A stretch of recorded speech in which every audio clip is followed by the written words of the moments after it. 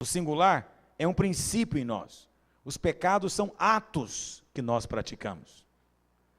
Segundo, a natureza pecaminosa em nós é uma lei, mas os pecados que nós cometemos são atos, transgressões. A natureza pecaminosa está relacionada com o nosso ser, mas os pecados estão relacionados com o nosso fazer. A natureza pecaminosa está ligada com o que somos, os pecados com aquilo que fazemos. A natureza do pecado exige libertação, mas os atos pecaminosos exigem perdão. A respeito da natureza pecaminosa, diz que precisamos de vencê-la, mas a respeito dos pecados precisamos de obter paz. A natureza refere-se à santificação, mas os atos é uma questão de justificação. A natureza pecaminosa é a árvore, os pecados cometidos são os frutos. A natureza pecaminosa, o nosso pecado no singular, é tratado na morte da cruz do Senhor Jesus. Mas os nossos atos são tratados por meio do sangue de Jesus. Isso segue um raciocínio. Qual raciocínio? O homem comete pecados diante de Deus, isso são obras pecaminosas. Essas obras pecaminosas colocam o homem debaixo de condenação. Então, por causa disso, agora ele precisa de perdão. Por causa dessas obras pecaminosas, ele também se constitui inimigo de Deus. Por isso agora ele precisa de reconciliação. Por causa dessas obras que ele comete, ele está sujo e contaminado. E não pode ter comunhão com Deus. Ele agora precisa de purificação. O remédio de Deus é a morte substitutiva de Jesus na cruz. A sua morte é o pagamento da minha dívida. Isso é chamado de redenção. Pela sua morte eu sou justificado. Ou seja, a justiça de Cristo é atribuída a mim, é colocada em mim. Isso é chamado de justificação. O remédio, portanto, aos nossos atos é o sangue de Jesus, que me purifica de todas as minhas iniquidades. Vamos ver agora, a partir da próxima reunião, ou dessa, todos esses aspectos que mencionei. A purificação, o perdão, a reconciliação, amém? A justificação, são todos aspectos dessa grande obra da cruz, que eu mencionei para os irmãos. Mas o aspecto inclusivo, o homem não apenas comete pecados, mas ele possui uma natureza pecaminosa dentro de si, ele é um pecador. Ele não só comete, mas ele é um pecador. Por causa dessa natureza, ele agora é escravo do pecado, e necessita de libertação da escravidão. A única maneira de se libertar da escravidão é morrendo. Qual o raciocínio? Como é que o homem tornou-se pecador, irmãos? Como que foi? No dia que ele pecou a primeira vez? Que dia que ele tornou pecador? No dia que ele nasceu. Então ele vira pecador por nascimento. Como é que ele é liberto do pecado? Morrendo. Bom, você mesmo não pode morrer, mas Deus veio ao seu auxílio. O que ele fez? Ele fez a morte de Cristo se tornar a sua morte. Você não podia morrer, mas em Cristo o seu velho homem morreu. Por causa dessa natureza, você está morto para Deus e, portanto, precisa ser regenerado. Não apenas o velho homem morreu com Cristo, mas a verdade é que o novo homem agora também ressuscitou e recebeu uma nova vida dentro do seu espírito. Chamamos isso de nascer de novo, ou regeneração. Por meio da regeneração, nós ganhamos um novo espírito e um novo coração diante de Deus. Nós vamos ver também essas verdades todas aqui, pela ordem. A santificação, a regeneração, a transformação, a santificação e a conformação, que vai resultar no final na glorificação, que vai ser o último estágio da nossa salvação. Então nós vamos ver cada um desses aspectos agora. O primeiro aspecto é o perdão. O perdão é o primeiro aspecto da obra da cruz. Os seus pecados que você cometeu necessitavam de perdão, purificação diante de Deus. Por termos ofendido a Deus com os nossos atos, e é bom lembrar que os nossos atos de pecado ofendem a justiça de Deus, então nós precisamos de perdão. A justiça de Deus tinha que ser satisfeita. E para satisfazer a justiça de Deus, nós tínhamos que morrer. Porque o que dizia a lei de Deus? A alma que pecar, essa morrerá. A justiça de Deus exige morte. Mas você não pode morrer porque Deus quer livrar você dessa morte. Deus então veio em nosso auxílio e nos enviou Jesus, que tomou o nosso lugar e morreu a morte que nós deveríamos morrer.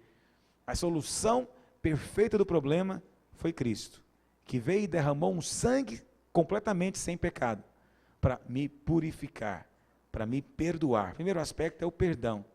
Perdoar é esquecer. Jeremias 31, verso 34, diz assim: não ensinará jamais cada um ao seu próximo, nem cada um ao seu irmão, dizendo, conhece ao Senhor, porque todos me conhecerão, desde o menor até o maior deles, diz o Senhor. Pois eu perdoarei as suas iniquidades, e dos seus pecados jamais me lembrarei. O Senhor está dizendo que por causa do sacrifício do Senhor Jesus na cruz, Ele nunca mais vai se lembrar dos seus pecados. O sangue de Jesus tem o poder de produzir amnésia divina. É a remissão do pecado, é a redenção que eu mencionei na última reunião, é o preço que foi pago por causa do meu pecado, é que me permite agora dizer que eu fui perdoado e eu tenho paz para com Deus. Hebreus 10, 17 também diz, também de nenhum modo me lembrarei dos seus pecados e das suas iniquidades para sempre. Isso é perdão. Pastor, como é que funciona isso na prática? Na prática é o seguinte, no dia em que você se converte e você confessa Jesus, os seus pecados anteriores são todos cancelados. No dia em que você abre a sua boca e confessa Jesus como Senhor, e no seu coração você crê que Ele ressuscitou dos mortos, os seus pecados são todos cancelados por causa da redenção. Você é perdoado, diz a Bíblia. Pastor, e os pecados que eu vou cometer a partir daí? Bom, o Senhor espera que você não peque mais. Mas se porventura você pecar, você tem um advogado diante de Deus. Os pecados que você tinha antes de converter são cancelados exclusivamente pela sua confissão e fé. Confissão de salvação. Você não tem que confessar um por um. Não na conversão. Você nem se lembraria. Tem gente que converte com 90 anos de idade, dá para lembrar de tudo que ele fez? Não. É cancelado por atacado mesmo. Mas depois que você se converte, cada vez que você errar ou pecar, o Espírito Santo vai dizer para você, está errado. E quando isso acontecer, você precisa fazer o quê? Confessar. Você vai ter que aplicar o sangue pela fé sobre aquele pecado. E vai dizer para o Senhor, Senhor, eu te confesso o meu pecado, porque eu sei que Jesus já pagou o preço por ele. Eu sei que ele já foi cancelado na cruz. Eu o rejeito na minha vida, mas eu reconheço que eu pequei. É necessário reconhecer o pecado depois que você se converte. Depois de convertido, não pode mais confessar pecado por atacado simplesmente. Você precisa tratar com tudo aquilo que o Espírito Santo diz que está errado na sua vida. Mas preste atenção, uma vez você confessou o seu pecado, não aceite mais a acusação do diabo. Tenha paz com Deus.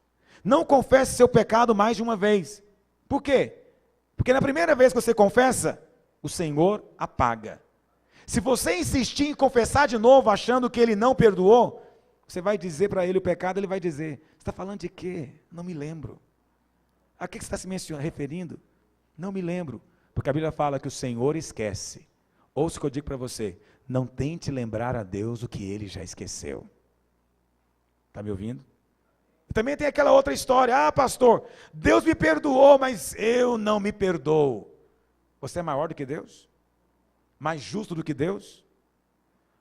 Se algo satisfaz a Deus, por que não satisfaz você? Se Deus diz que o sacrifício de Cristo foi suficiente, por que você precisa de apresentar algo a mais para sentir paz com você mesmo? De fato, tem irmãos que dizem que não se perdoam, mas isso é apenas uma maneira dele dizer que ele é incrédulo, e que ele quer ter alguma obra de justiça. Ele quer ter algum tipo de obra para dizer, não, eu pequei, mas eu agora resolvi, está vendo? Eu fiz algo aqui. Não funciona assim. Por isso essa história de irmão que diz que não se perdoa, é porque não teve luz ainda do perdão de Deus. Não compreendeu ainda. Quem é você para não se perdoar se Cristo já perdoou você? Você não é maior do que Deus. Ninguém é maior do que Deus. Se Ele está satisfeito, comece a rir você, querido. Se Ele diz que está contente, comece você a saltar. Porque ninguém pode nunca ter um padrão mais alto do que Ele. É o padrão da divindade, da justiça do céu. Tem uma história, talvez você conheça, mas eu faço questão de contar porque alguém talvez está assistindo no vídeo e não ouviu. Eu faço questão de registrar porque eu acho que é uma história que é uma revelação. É um fato que aconteceu. Quem nos contou foi um irmão muito precioso chamado Judson Cornwall, quando esteve no Brasil há uns 15 anos atrás. Ele conta que na sua denominação teve um pastor que caiu em pecado de adultério. Você sabe, tem pecados graves. O pecado de adultério na vida de um pastor é algo que realmente mancha, marca. E a igreja então o disciplinou, e durante 3 ou 4 anos ele ficou afastado do ministério. No final desse tempo de disciplina, a liderança chamou o pastor Judson Cornwall para ir até aquele irmão e restaurá-lo, trazê-lo de volta ao ministério. E o pastor Judson conta que foi até ele, mas não teve nada que ele dissesse que convencesse aquele irmão que ele estava perdoado. E aquele irmão, antigo pastor, dizia, não tem jeito para mim, meu ministério acabou. Não tem como, isso não tem como apagar, isso é uma mancha que não pode ser apagada.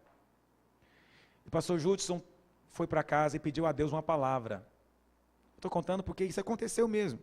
Não é uma ilustração que eu estou aqui criando para você.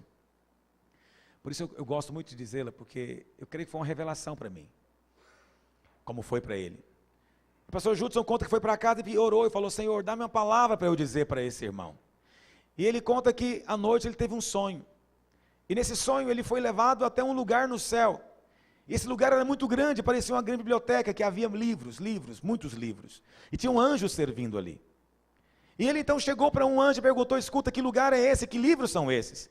E o anjo disse para ele, olha, aqui é o lugar onde estão os livros das vidas das pessoas, de todas que viveram na terra. Estão todas registradas aqui, para a memória diante de Deus, para o juízo do último dia.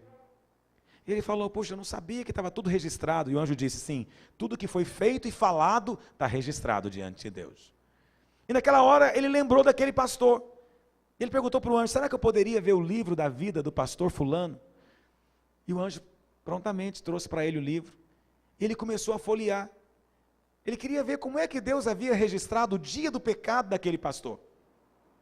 E ele conta que lá ele viu a ordenação, conversão, ele viu, sabe, os filhos nasceram, os grandes eventos na vida daquele irmão. E quando estava chegando perto da página, ele contando que ficou assim tão emocionado, pensando, como que Deus, que é tão santo, enxerga o pecado. Mas quando chegou na página onde deveria estar escrito o registro daquele dia tão terrível, ele conta que olhou e não havia nada escrito, estava em branco a página. E ele chamou o anjo e falou, escuta, você falou que estava tudo registrado aqui, mas olha, tem páginas em branco aqui nesse livro. Então o anjo disse para ele, é porque aquilo que o sangue do Cordeiro apagou, não há mais memória diante de Deus. Deus não sabe, Deus se esquece. Não tenta anotar no livro o que já foi apagado pelo sangue do Cordeiro.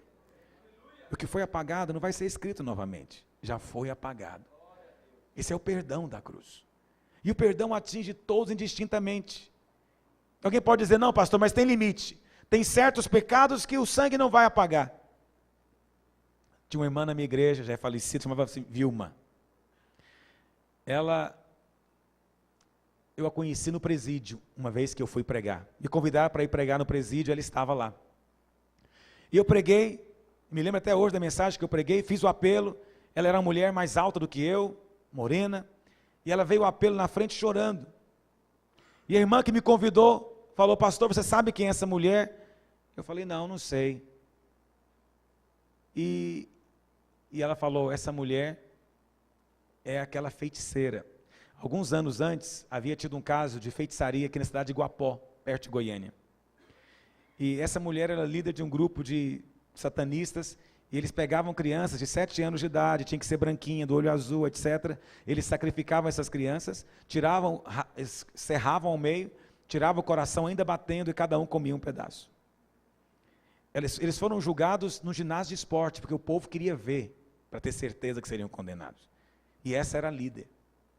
E eu naquele dia havia pregado a respeito do poder do sangue de Jesus de perdoar qualquer pecado. Mas eu estava pensando, era em marginais comum. marginais que haviam roubado, matado, não havia pensado em algo daquela dimensão. E quando acabou, eu reiterei para ela, falei, olha, tudo que eu falei para você é verdade. Se você crer e você confessar, o sangue do Senhor vai apagar todos os seus pecados. E não haverá lembrança diante de Deus dele. E ele vai vir e vai morar dentro de você.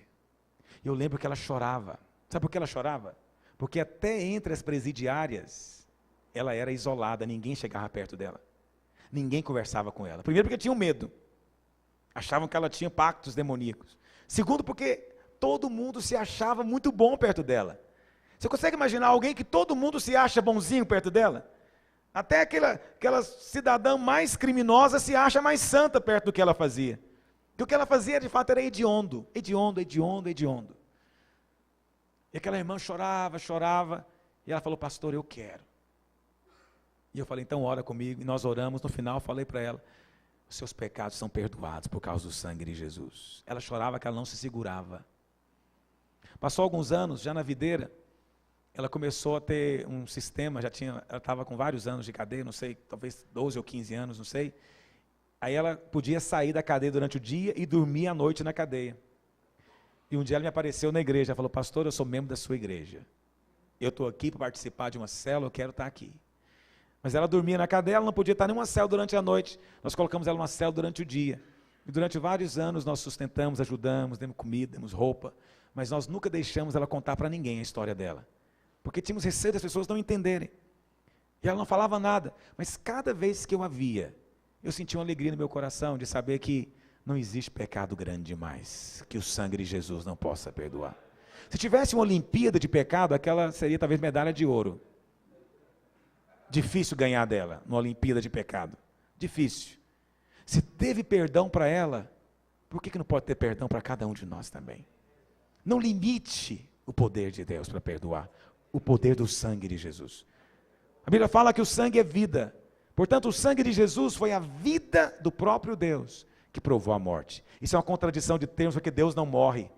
Mas quando Deus se fez homem, Ele permitiu que a vida da divindade, de alguma maneira, tocasse e entrasse na morte, para que nós tivéssemos vida. Isso é um mistério. Não temos noção de quão sagrado é o sangue de Jesus. Uma vez conversando com um homem de Deus, muito íntimo do Senhor, já velho, ele dizia, pastor, eu tenho visões. E eu não gosto muito quando as pessoas ficam falando toda hora, o sangue de Jesus tem poder. Eu falei, por quê, irmão? Ele disse, porque é algo tão sagrado, que quando o sangue de Jesus de fato é invocado, no céu os anjos põem a boca no chão. Porque eles não entendem como é que Deus se fez homem.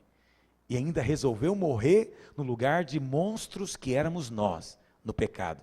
Totalmente deformados pelo pecado. Totalmente distantes da glória dele. Como é que ele resolveu morrer ainda por nós, derramando a sua vida? Os anjos não entendem. É a coisa mais sagrada que existe. É o sangue de Jesus que está colocado no santuário lá no céu, na presença de Deus ainda hoje. Ele é a memória.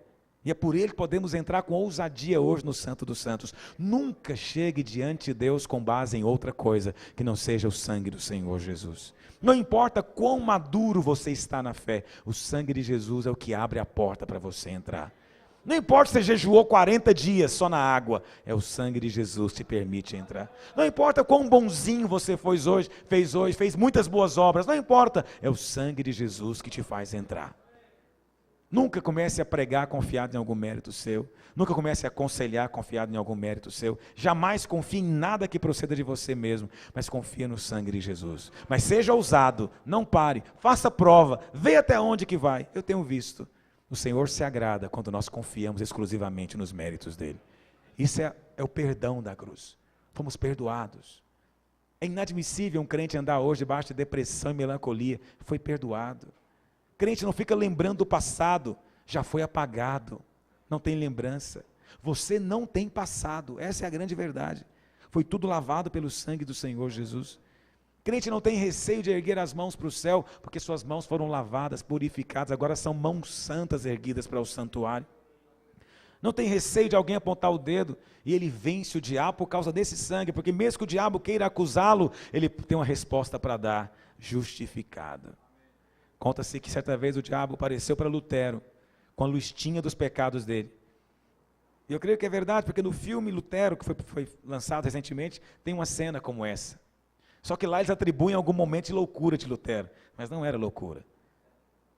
E diz que Lutero estava dormindo à noite, e o próprio Lúcifer chegou e o acordou, cutucou. Ele olhou para o lado, viu que era Lúcifer, e falou, é você? E Lúcifer falou, não durma, você tem que ouvir a listinha que eu tenho para você. E foi colocando, escrevendo, e falando tudo para ele, e Lutero contando que foi ouvindo, e no final de aula falou para ele, o que você tem para falar sobre tudo isso? Aí disse que ele pegou a caneta, escreveu no papel, lavado pelo sangue do Cordeiro. Não tem mais nada para dizer para o diabo. Justificado, porque fomos perdoados. Tem mérito? Não. Tem merecimento? Nenhum. Ele fez por nós. Essa é a verdade. Nós gostamos muito de ouvir revelações novas, doutrinas novas, profundas, eloquentes. Mas quantos pastores estão pregando a respeito do perdão nos seus púlpitos? No dia da ceia, estão lembrando os crentes a respeito da redenção da cruz. E fazendo isso com vida. A cada ceia, cada batismo, cada reunião. O evangelho é baseado nisso, querido. O crente que não recebe essa instrução e esse alimento apropriado, ele é um crente problemático, defeituoso. Nunca vai crescer em Deus, porque constantemente vai se sentir acusado. O segundo elemento, o primeiro foi a redenção, não é? O segundo é o perdão. Muito ligado ao perdão, agora vem o terceiro, que é a purificação. O que é a purificação? 1 João 1,9 diz, se confessarmos nossos pecados, Ele é fiel e justo para nos perdoar os pecados e nos purificar. Então tem uma diferença entre perdoar e purificar. O perdão está ligado com a ofensa. Você ofendeu a Deus e a sua justiça. Então agora você tem que ser perdoado. Perdoado.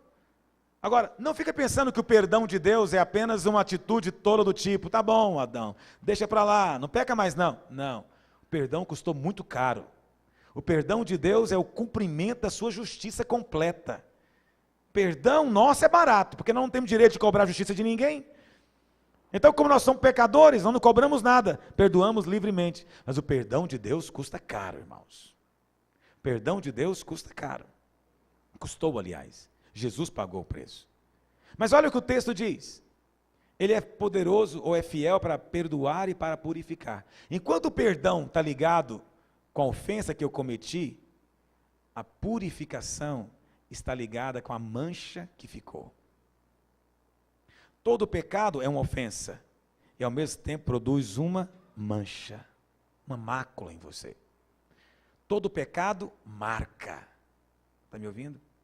Se o seu pecado não for purificado, essa mancha vai pesar na sua consciência depois, porque vai ficar a lembrança em você. Agora veja como é precioso isso. A obra de Deus não é só perdoar você.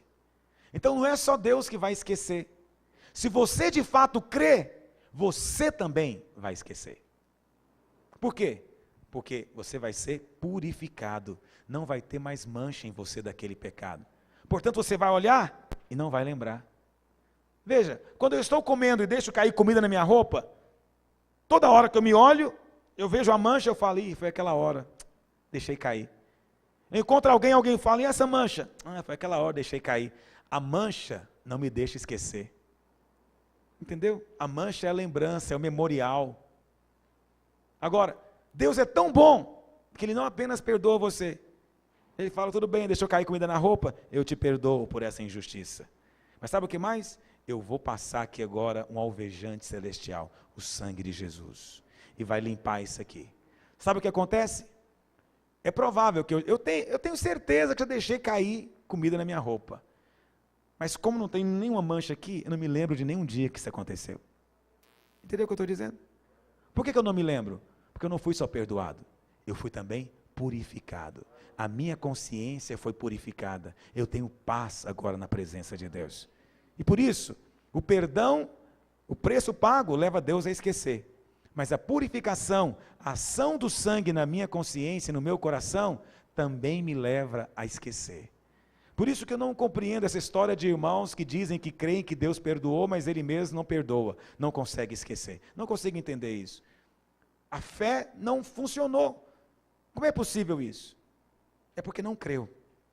É porque não creu genuinamente. Se você crê, você não apenas é perdoado, mas sabe, você vai esquecer disso também. Coisas que você fez e ficava se torturando. Sabe aquele irmão que fica se torturando? Ai, por que eu fiz isso? Eu sou miserável. Por que você fez? Você não vale nada. Sabe, você fica a vida inteira fazendo isso? É porque ainda você não creu no perdão.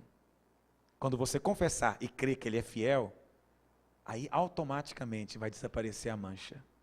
E você não vai ficar mais se torturando. Você vai sentir paz na presença de Deus. Isso é a purificação. Quantos querem paz na presença de Deus? Fique em pé onde você está. Vamos pedir ao Senhor mais uma vez que nos abra o entendimento, que possamos desfrutar da provisão completa, dessa plena salvação que Ele nos concede. Amém? Passa a mão no nome do seu irmão, vamos orar por ele.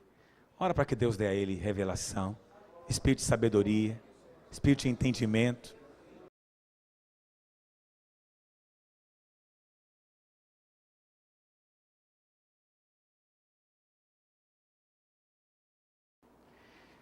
Pegue a sua Bíblia em Romanos capítulo 3, verso 21.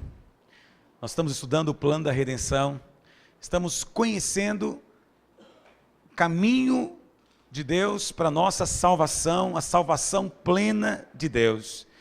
Deus é um Deus de propósito, e Deus, na sua soberania, na sua vontade perfeita, estabeleceu um propósito desde a eternidade. Qual que é o propósito de Deus? Diga, o propósito de Deus é ter o homem, a sua imagem e semelhança, e que esse homem seja cheio dele, para expressá-lo com essa imagem, e representá-lo com autoridade. Esse é o propósito de Deus. Deus quer ter o homem para isso. Sabemos que o homem foi criado assim por Deus, mas o inimigo entrou em cena, e antes que o homem pudesse receber a capacitação de Deus para cumprir esse propósito, ou seja, antes que o homem recebesse a vida de Deus dentro de si, simbolizada pela árvore da vida lá em Gênesis, o inimigo entrou em cena e o homem recebeu dentro de si, em vez da vida de Deus, recebeu o veneno da serpente, a natureza pecaminosa, porque ele comeu da árvore do conhecimento do bem e do mal, desobedecendo o que Deus havia ordenado, incredulamente rejeitando a direção de Deus, cometendo alta traição. Então o homem ficou arruinado para cumprir o propósito de Deus, desqualificado para cumprir o propósito de Deus, e até agora, muito pelo contrário, ele ainda está debaixo da condenação divina, debaixo da ira de Deus, e merece o justo juízo do céu sobre ele. Mas a Bíblia fala que Deus amou o homem, Deus o amou, e o amor de Deus foi a fonte da sua salvação. Deus amou o homem e resolveu arquitetar um plano para trazer o homem de volta para si. Percebe? Deus continua tendo o seu plano, o seu propósito não muda, mas momentaneamente Deus vai ter que resolver o problema. Qual o problema? O problema da salvação do homem. O homem agora está no pecado. Antes que o homem possa novamente ser colocado na posição de cumprir o propósito de Deus, ele deve ser restaurado à posição que tinha antes. Então, é um pequeno desvio no que está acontecendo. Então, eu expliquei para os irmãos que Deus não nos criou para nos salvar. Deus nos criou para o seu propósito. A salvação foi uma necessidade que surgiu depois. Deus, então, a Bíblia fala, por causa do seu amor, o amor foi a fonte. Porque Deus amou o homem, resolveu não desistir do homem. E os irmãos se lembram que Deus, na sua justiça, deveria condenar o homem. Mas por causa do seu amor, Ele queria perdoar o homem. Deus ficou no dilema. Mas na sua sabedoria tremenda, Deus arrumou uma forma de conciliar a sua justiça com o seu amor. O amor de Deus foi a fonte da salvação, mas a sua justiça